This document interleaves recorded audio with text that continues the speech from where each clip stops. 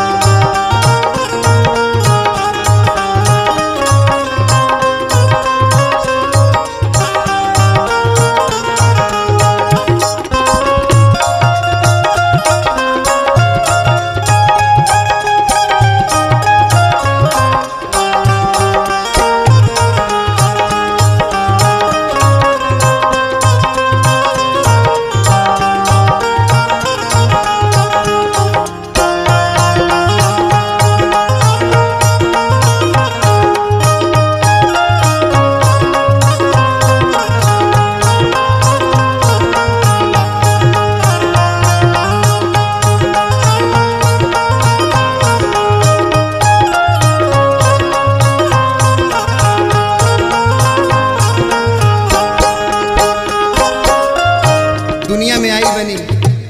तो जौन असली काम बाबू करी का भाव बा सब कुछ के चिंता छोड़ा प्रभु के भजनिया कर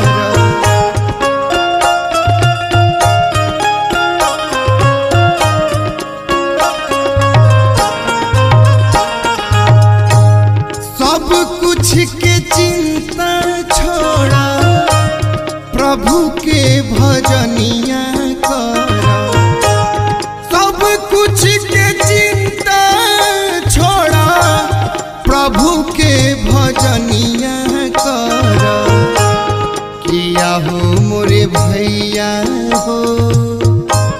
तब होई भौ से बेड़ा पारन हो राम किया हो मोरे भैया हो मनवा भूलैले माया के बाजारन हो राम। सारी उम्र बीती गईले राम के भजन ना भइले सारी उम्र बीती गईले राम के भजन ना भइले किया हो मोरे भैया हो।